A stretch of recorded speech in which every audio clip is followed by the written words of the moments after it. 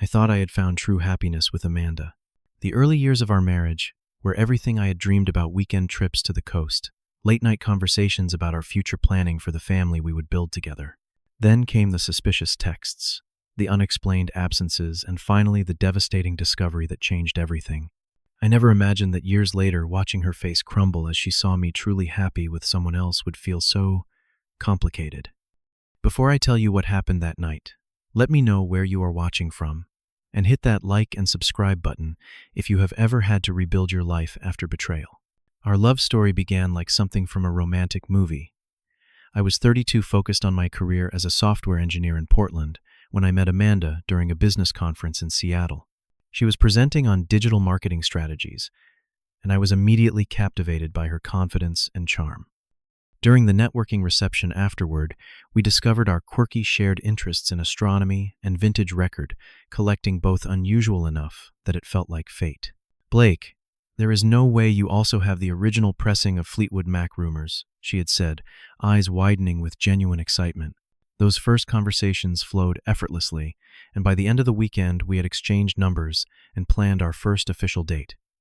I drove the 3 hours to Seattle the following weekend, and 6 months of long-distance dating later, Amanda relocated to Portland to be with me. We moved into a cozy apartment downtown, filling it with our combined book collections and record players. I worked long hours at my tech company, but it felt worthwhile. We were building our future together. Amanda quickly found a position as a marketing executive at a growing startup, and she seemed supportive of my career ambitions. "We make such a power couple," she would say, kissing me as I left for work in the morning. We dreamed about buying one of those beautiful craftsman houses in the Selwood neighborhood with a yard large enough for the 2 children we planned to have. After 18 months of dating, I proposed during a stargazing trip to Mount Hood, presenting her with a vintage-style emerald ring that matched her eyes. Our wedding day remains one of my happiest memories, a small ceremony at her parents' lake house in Washington. 30 of our closest friends and family gathered as we exchanged vows beneath an arch of white roses. Her father had clapped me on the shoulder during the reception. "You two are perfect for each other," he had said. "Welcome to the family, son." I believed him. I believed we were perfect. For the first 2 years of our marriage, that seemed true. The first signs appeared after my promotion to senior developer. The new role required longer hours temporarily as I established myself on the management track. I noticed Amanda becoming increasingly cold and distant, but I attributed it to my absence and the natural ebb and flow of marriage. "I miss you," I told her one night over the takeout dinner that had become our norm. "Let me plan something special for us this weekend." She smiled, but it did not reach her eyes. "Sure, whatever." Her indifference hurt, but I was determined to rekindle our connection. I secretly arranged a weekend getaway to the Oregon coast, booking the same beachfront cottage where we had celebrated our first anniversary. 2 days before our planned trip, I borrowed her phone to order food when mine was charging. A text notification appeared from someone named Thomas. "Cannot wait to see you tomorrow. My place at 8. My stomach knotted as I opened their conversation history and saw messages filled with hearts and suggestive comments. When I confronted her, Amanda casually dismissed it. "He is just a colleague from work. We have a project meeting tomorrow morning before office hours. You are being paranoid, Blake." I wanted to believe her. I needed to believe her. So I pretended to accept her explanation, even as I noticed her immediately changing her phone password afterward. Over the following weeks, small lies accumulated like toxic waste in our relationship. She claimed to be working late, but her office building was dark when I drove by. She mentioned lunch with her friend Heather, but Heather posted photos from another state that same day. She talked about visiting her parents one weekend, yet when I called her mother about an unrelated matter, she mentioned not having seen Amanda for months. Sleep became impossible. I would lie awake beside her, listening to her breathing and wondering if she was dreaming about someone else. The weight of suspicion crushed my chest, making it difficult to focus at work or enjoy anything we had once shared. After a particularly distant week, I finally gathered my courage to confront her directly. "Amanda, something is wrong between us. You are barely present anymore. Please tell me what is happening." Her response left me questioning my own perception of reality. "You are imagining problems, Blake. This is exactly why I need space. Sometimes your neediness and insecurity are suffocating me." Her words stung like a physical slap. Was I truly the problem? Was my concern actually insecurity? I apologized and promised to give her more independence, hating myself for doubting her, but unable to shake the feeling that something fundamental had shifted in our marriage. The truth revealed itself on a rainy Tuesday in November. My close friend Jacob called, his voice uncharacteristically hesitant. "Blake, man, I do not know how to say this, but I just saw Amanda at Riverside Bistro with some guy. They were very affectionate." My throat tightened. "Business lunch? Maybe I took a photo. I will send it now." "I'm sorry, buddy." The image appeared on my screen moments later, Amanda laughing intimately with a tall, distinguished-looking man, his hand covering hers on the table. They were gazing at each other in a way that left no room for misinterpretation. I recognized him from her company website, Thomas Miller, marketing director, her boss. For 24 hours, I wrestled with how to confront her. Direct accusation would likely result in more gaslighting and lies. I needed incontrovertible evidence that even she could not deny. The opportunity came when I was scheduled for a 3-day conference in San Francisco. I told Amanda about the trip, watching her poorly concealed relief at having the house to herself. I even texted her from the airport and hotel room to maintain the illusion. But I never boarded that plane. Instead, I stayed with Jacob, waiting until the second evening of my supposed trip. At 9:30, I drove home and parked a block away. The bedroom light was on, and an unfamiliar luxury sedan sat in our driveway. With shaking hands, I unlocked our front door as quietly as possible. Music played from our bedroom, a jazz playlist I had created for Amanda on our first anniversary. The sound of laughter and murmuring voices drifted down the hallway. I stood frozen outside our bedroom door for what felt like eternity, my heart thundering so loudly I feared they would hear it. Finally, I pushed the door open. The scene burned itself permanently into my memory. Amanda and Thomas in our bed, the bed I had paid for in the home I had worked endless hours to afford.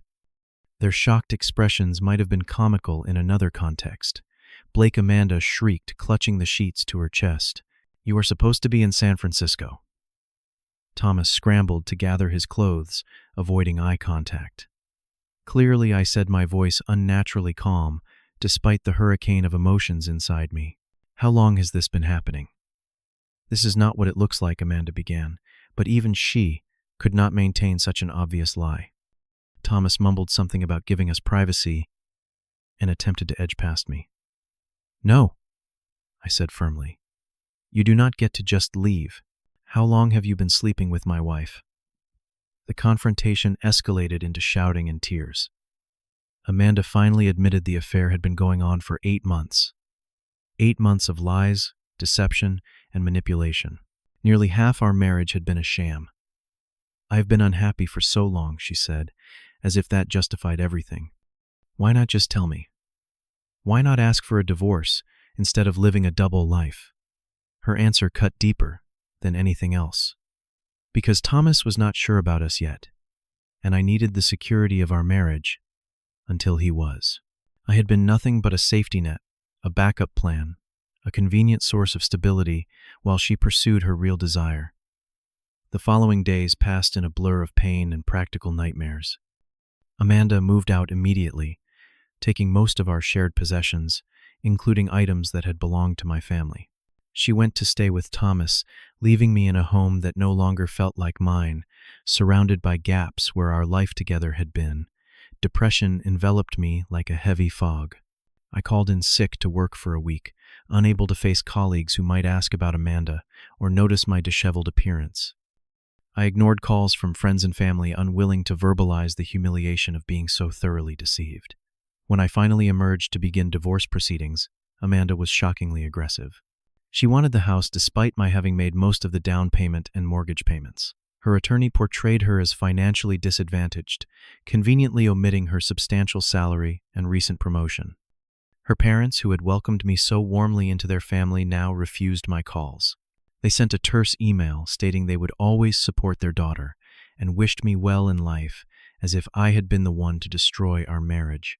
The deepest betrayal came when I discovered Amanda had been systematically draining our joint savings account for months, transferring funds into a private account to prepare for her eventual departure. Our dream house fund, vacation savings, and emergency reserves all significantly depleted. Adding salt to my wounds was learning that several of our mutual friends had known about the affair. Some had seen Amanda and Thomas together at restaurants or events but chose not to tell me. "We did not want to get involved," one friend explained awkwardly. "It was not our business." Throughout the divorce process, Amanda attempted to rewrite our marital history. She described me as controlling and emotionally unavailable, creating justifications for her infidelity. These accusations hurt almost as much as the cheating itself. Not only had I lost my wife and my trust had been shattered, but now my character was being assassinated. 6 bitter months later, our divorce was finalized. I kept the house, but had to refinance at a higher interest rate due to my now damaged credit from Amanda's spending. The legal fees and property settlement left me financially strained, but at least free from the toxic marriage. Just when I thought the situation could not become more painful, I saw a social media post announcing Amanda and Thomas' engagement barely 2 months after our divorce. The caption read, "Finally free to be with my soulmate." The diamond ring on her finger was twice the size of the one I had given her. My life spiraled further downward after the divorce. My work performance suffered due to lack of focus and constant emotional exhaustion. My manager was understanding initially, but eventually delivered a formal warning about my productivity. The house that had once represented our future now felt like a prison of memories. Unable to afford the mortgage payments alone with my reduced performance bonuses, I sold it at a loss and moved to a tiny studio apartment across town. For the first time in my life, I began drinking to numb the pain, never during work hours, but every evening became a blur of whiskey and mindless television. I canceled plans with friends until they stopped inviting me altogether. Even Jacob, who had been my steadfast support throughout the divorce, received increasingly brief responses to his check-in messages. When mutual acquaintances mentioned seeing Amanda and Thomas touring wedding venues or shopping for their new home in the West Hills, Portland most exclusive neighborhood, I felt physically ill. Their happiness seemed to multiply in direct proportion to my misery. My health deteriorated alongside my mental state. I lost 20 pounds from barely eating. Insomnia became my constant companion, leaving me functioning on 3 or 4 hours of broken sleep each night. Dark circles under my eyes made me look a decade older.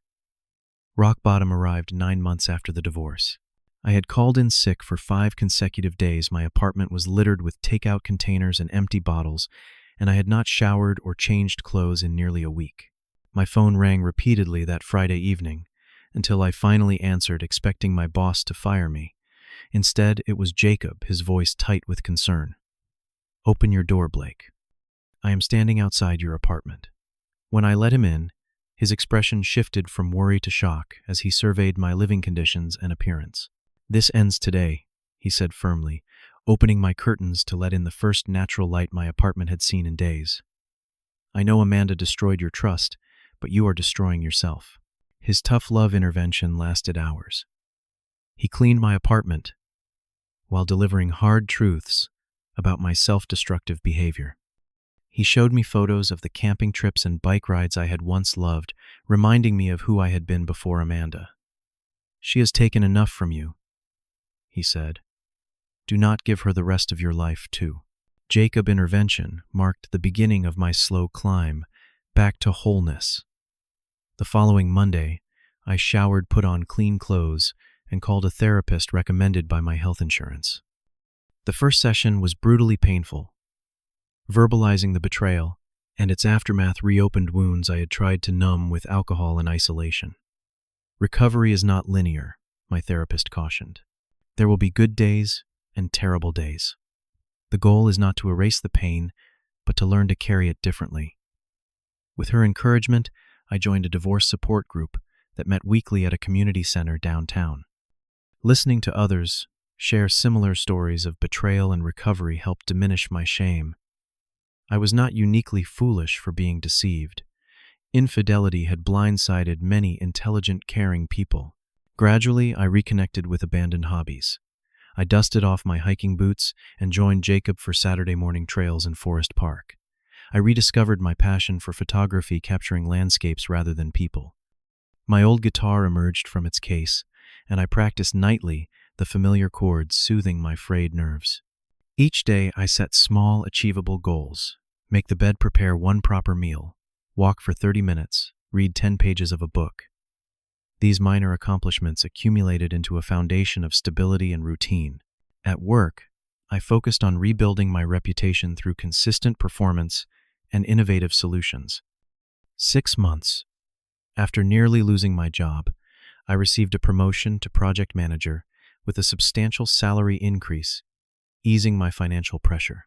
With improved finances, I moved to a comfortable one-bedroom apartment in a new neighborhood where Amanda and I had never visited together, a place without emotional landmines. I deleted all social media accounts to avoid accidental exposure to updates about Amanda and Thomas. For the first time since the divorce, I began to recognize glimpses of my former self, returning not unchanged, but perhaps stronger in the broken places. Despite Jacob's persistent encouragement to date again, I resisted. The thought of making myself vulnerable to another person seemed not merely unappealing but actively dangerous. Not everyone is, Amanda Jacob would remind me. I am aware, I would reply, but I trusted her completely and was catastrophically wrong. How can I trust my own judgment again?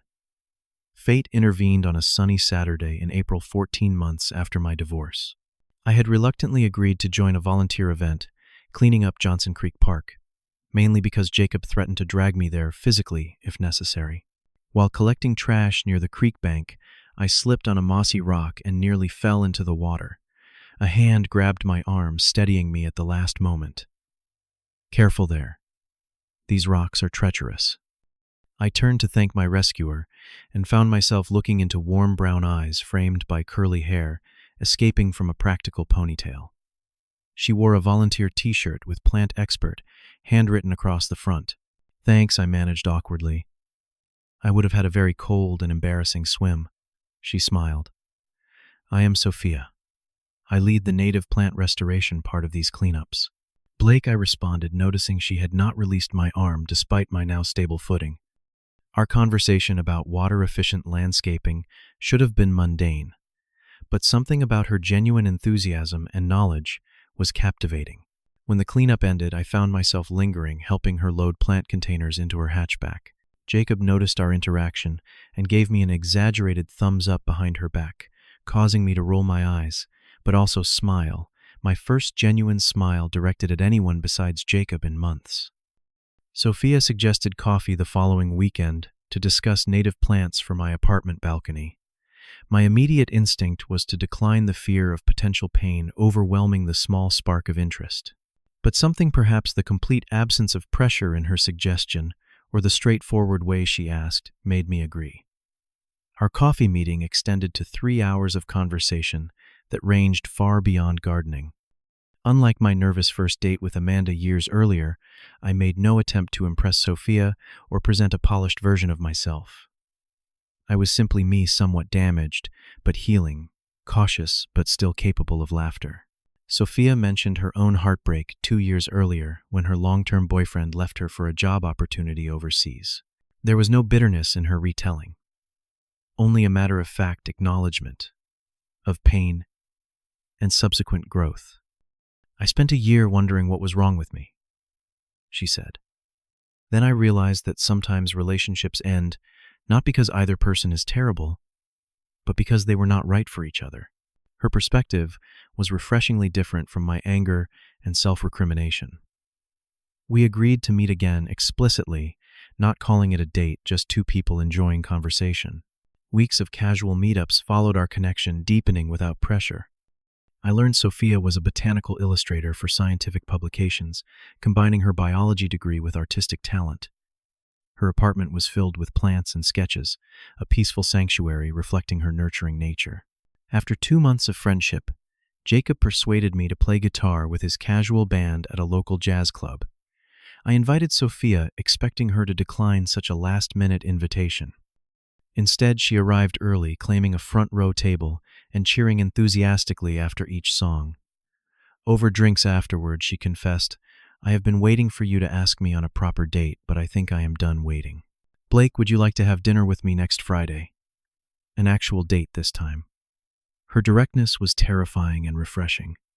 With Amanda, there had always been subtle games and unstated expectations. Sophia simply said what she meant. I would like that I heard myself say equally surprised and pleased by my response. Our official first date was nothing extraordinary dinner at a neighborhood restaurant, but Sophia's authenticity made it remarkable. She asked thoughtful questions and listened attentively to my answers. She spoke honestly about her own life, including mistakes and regrets. There was no careful curation of persona, just genuine human connection. For months, I maintained emotional guardrails, afraid of being hurt again. Sophia never pushed for more than I could give, yet remained clear about her own feelings developing. The night I finally shared the complete story of Amanda's betrayal, expecting Sophia to see me differently, as naive or foolish, she instead took my hand across the table. "Thank you for trusting me with that," she said simply. "It helps me understand you better." Then she shared her own vulnerability, her fears about her art career, her complicated relationship with her mother, her worry that her cautiousness might push people away. That night marked a turning point in my ability to trust again. Dating Sophia for 6 months taught me what a healthy relationship actually felt like. Her words consistently matched her actions. When she said she would call, she did. When she committed to attending an event, she arrived on time. These seemingly small consistencies rebuilt my faith in relationship reliability. Moments of panic still ambushed me. Occasionally, a delayed response to a message would trigger fears of deception, or an unexplained change of plans would awaken suspicions. But Sophia's patient reassurance and transparent communication gradually rewired my trauma responses. "I understand why you worry," she would say without resentment when I expressed anxiety. "What can I do to help you feel secure right now?" Her willingness to accommodate my healing without taking responsibility for Amanda's actions demonstrated emotional wisdom I had never experienced before. 6 months into our relationship, Sophia invited me to her family Thanksgiving dinner. Meeting her close-knit family parents, still happily married, after 35 years, 2 supportive siblings and their spouses, showed me what long-term relationship success could look like. Our first weekend trip came at the 8-month mark, a coastal getaway to Cannon Beach.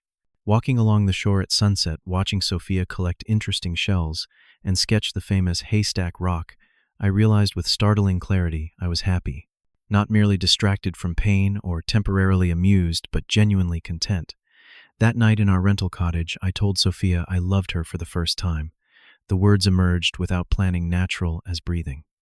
Her joyful response and tearful reciprocation healed something fundamental within me.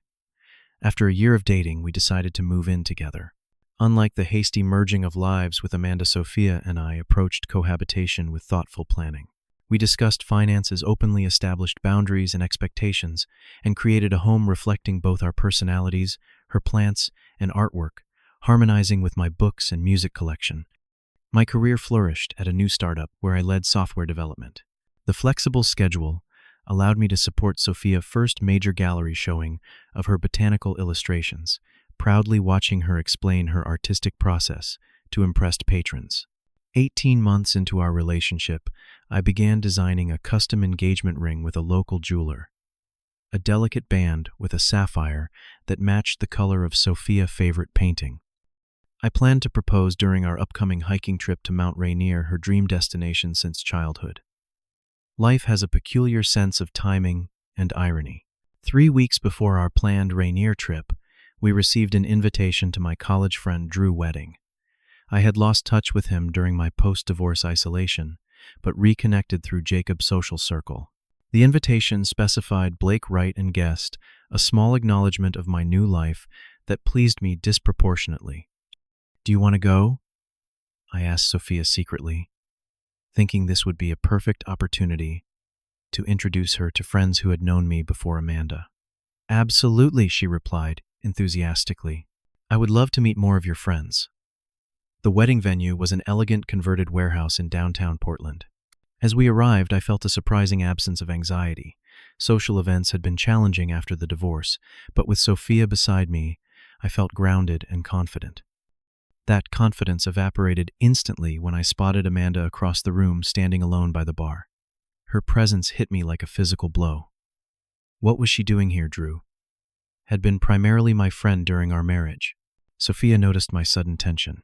Blake, what is wrong? Amanda is here. I managed nodding discreetly toward the bar. Sophia squeezed my hand. We can leave if you want.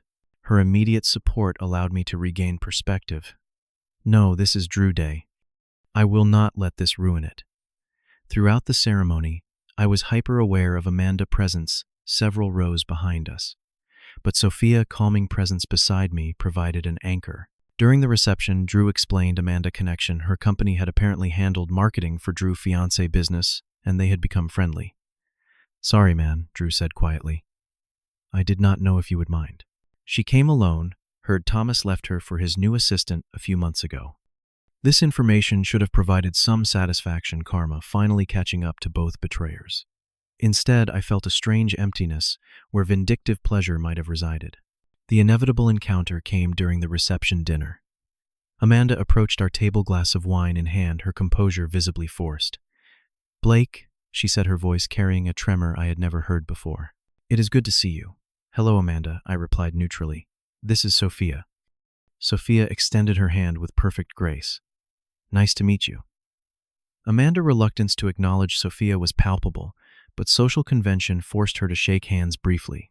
Up close, I noticed changes in my ex-wife, fine lines around her eyes, that makeup could not conceal, a tightness in her smile that suggested habitual unhappiness. You look well, she said to me, ignoring Sophia entirely. Really well, actually. Thank you. I am well. My simple confirmation of happiness seemed to affect her more than any angry words could have. Her eyes darted between Sophia and me, registering our matching body language, the easy intimacy of a secure couple. Are you still at Westbrook Tech? She asked clearly, searching for conversation. No. I moved to Horizon Systems last year. I lead their development team now. Another achievement registered in her expression. I had landed a position at one of Portland's most prestigious tech startups, the kind of career advancement she had once encouraged as part of our power couple aspirations. The band began playing, giving me a perfect excuse to end the increasingly uncomfortable exchange. Nice seeing you, Amanda. Sophia, would you like to dance? As we moved to the dance floor, I felt Amanda's eyes following us. Throughout the evening, I noticed her watching our interactions, the way Sophia made me laugh, how comfortably we moved together, our private smiles and casual touches. With each glass of champagne, Amanda's composure deteriorated. By the time the cake was cut, she had positioned herself near our table again, her movements slightly unsteady. You seem so happy, she said abruptly, interrupting my conversation with another guest. Her voice had risen enough that nearby tables turned to watch. Did you ever think about me at all after we split up? Did you wonder if I was happy too? The reception chatter dimmed as people noticed the developing scene. Amanda, this is not the time or place, I said quietly. When is the time? Her voice cracked. You replaced me so completely. Do you know what happened with Thomas? He did exactly what I did to you. Found someone younger and moved on without a backward glance. Sophia stood. Would you like to step outside for some air? We could talk more privately. Amanda ignored her olive branch. I made the biggest mistake of my life, she announced loud enough for half the reception to hear. I threw away the only man who ever truly loved me for who I was, not for what I could do for his career or how I looked on his arm. Tears streamed down her face, smearing her carefully applied makeup. Blake, please. We should talk. Maybe we could, Amanda. I interrupted gently, but firmly. I am sorry about Thomas, truly, but what you are asking cannot happen. Her face crumbled completely. You will not even consider it. After everything we shared? No. My voice remained calm despite the adrenaline coursing through me. What we shared ended when you betrayed my trust. I have moved forward with my life. I think you should do the same. She stood frozen for a long moment, the absolute finality in my voice registering through her emotional haze. Then, with a choked sob, she grabbed her purse and hurried from the reception hall. Drew appeared at my side. "I am so sorry, man. I had no idea she would cause a scene." "Not your fault," I assured him. "Are you okay with me stepping out for a few minutes? I should make sure she gets home safely." Sophia nodded her understanding. "Do what you need to do. I will be here." I found Amanda in the venue courtyard sitting on a bench and staring vacantly at the ornamental fountain. She looked up as I approached Hope, flaring briefly in her reddened eyes.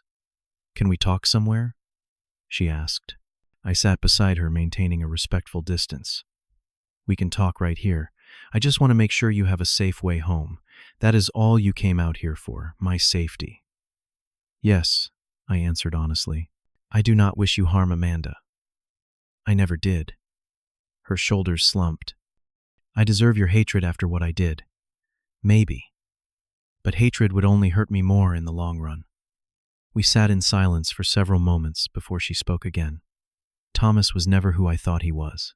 He used me to advance his career, then discarded me when something better came along.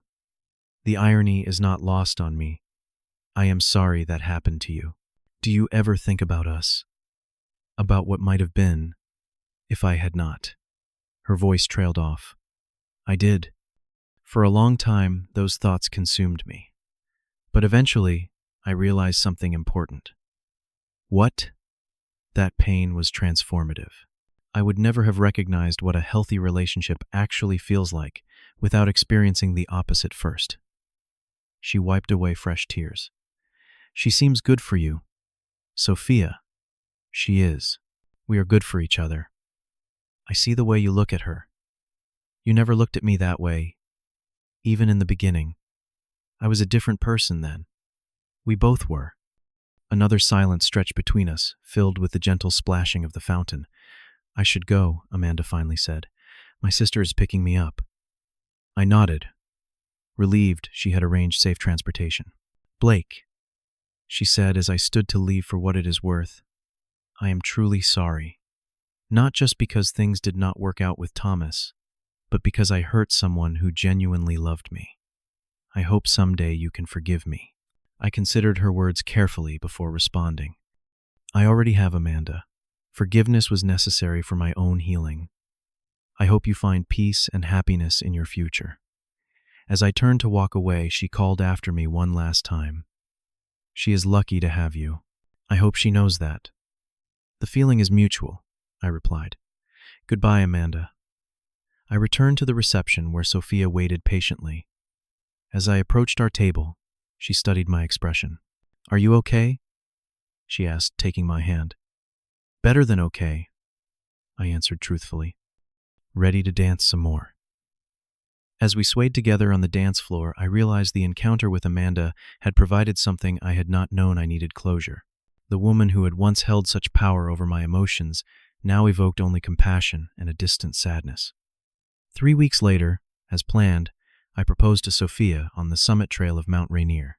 The morning light caught her sapphire ring as she accepted through happy tears, promising honesty, partnership, and growth together.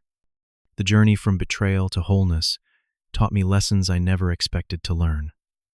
Pain, when faced directly, rather than numbed or avoided, can be transformed into wisdom. Trust, once shattered, can be rebuilt not as the blind faith I once had, but as something stronger, more resilient, and more discerning. Most importantly, I learned that our capacity for happiness is not diminished by suffering. If anything, contrast deepens our appreciation for genuine connection when we finally experience it. The night of our engagement, Sophia and I sat on our balcony surrounded by her thriving plants, watching stars emerge above the city lights. "What are you thinking?" she asked, her head resting on my shoulder. "That sometimes the worst thing that happens to you leads to the best thing that could ever happen." 2 years after Amanda walked out of my life, I found myself genuinely grateful for that painful ending. Without it, I might never have discovered what true partnership feels like, built on mutual respect, honest communication, and the courage to be authentically seen. If you are in the midst of your own heartbreak right now, please know that the acute pain you feel today will not last forever. The path forward exists, even when you cannot yet see it. The capacity to love and be loved remains within you, waiting to be rediscovered when you are ready. Have you ever experienced a painful ending that eventually led to something better? Share your story in the comments below. If this resonated with you, please hit the like button and subscribe to hear more real-life journeys of healing and transformation. Thank you for listening, and remember, sometimes our deepest wounds become our greatest sources of strength.